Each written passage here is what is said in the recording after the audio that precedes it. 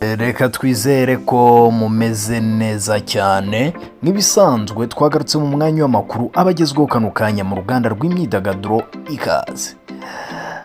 Generous Foritho Mumarira akomeye cyane ngo bimeze bite rero.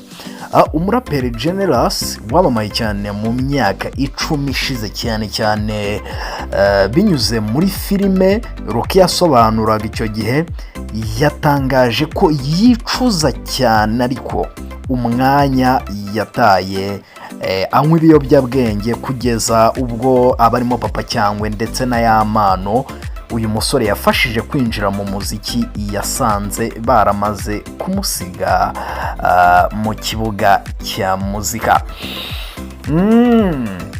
Uyu musore numwe mu rubyiruko barenga 4,000 batashye ejo bundi ku itariki 5 Werurwe uyu mwaka wa 2025 nyuma y'imyaka 2 yarishize babarizwa mu kigo cy'iwawa, bitabwaho n'abaganga mu by'imitekerereze banafashwa kureka ibiyobyabwenge burundu. Uyu musore yafashwe muri Mata muri 2023 ajyanwa igikondo mbere yuko yerekeza iwawa aho yari amaze imyaka 2 yose, ndetse yabashije kuhigira umwuga w'ubudozi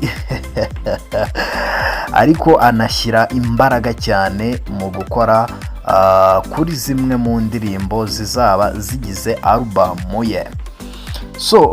Rero mu kiganiro uyu musore ni Nyarwanda Generous Foritho yavuze ko yicuza cyane igihe yataye mu biyobyabwenge kuko yakabaye ageze ku iterambere ryiza mu muziki nk'abandi barimo nka papa cyangwa ndetse n'umuhanzi Yamano yafashije kwinjira mu muziki.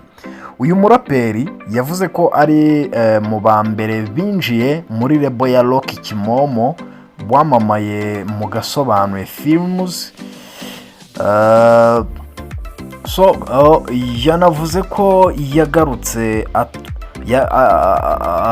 yagarutse atungurwa n'uburyo umuhanzi Dora amaze kugera ku rwego rwiza, kandi amwibuka cyane ubwo yamusangaga mu rugo amusaba ko bakifotozanya. Aha yagize ati, nasize abana nka Dora ari abana none ndebera. Generous Foritho anavuga ko azi Yamano ataratangira umuziki ku buryo hari n'indirimbo bakoranye yaheze muri Unlimited Record ho yagize ati, nasize Yamano dukoranye indirimbo bita Ndi Umunyarwanda iri muri studio muri Unlimited, ubu niho iri ubu ngubu. Yavuze ko ikorwa ry'indirimbo ye na Yamano ryashobokaga ariko ko bitewe n'uburyo yari yarabisabwe yari yarabaswe n'ibiyobyabwenge kubahiriza igihe yahanaga na Yamano muri studio ntibyashobokaga. Yibuka ko icyo gihe Yamano nta ndirimbo n'imwe yari afite ku isoko.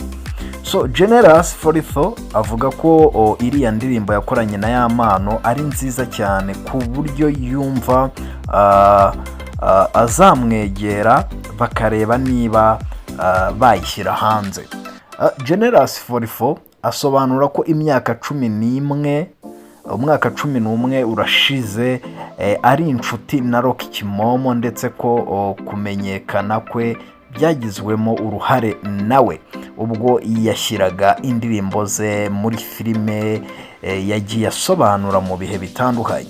Avuga ko umubano wabo wakomeje kwaguka kugeza ubwo yaninjiye muri lebo ye atangira kumufasha, ariko nyuma baje gutandukana bituma Rocky atangira gufasha papa cyangwa ngira ngo murabyibuka.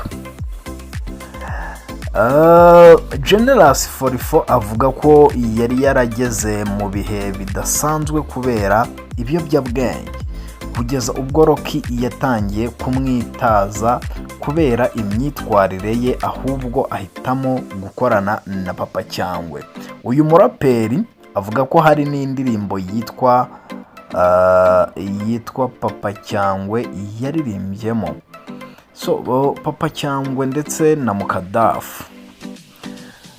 So ngayo nguko rero Generous 44 ari kwicuza umwanya yatayanywe ibiyobyabwenge byamuviriyemo gutabwa muri yombi. Yatawe muri yombi bimukoraho, ubu ari kwicuza nk'abandi bageze. So guys, ayo niyo makuru yaragezweho kano kanya mu ruganda rw'imyidagaduro. Turabashimiye.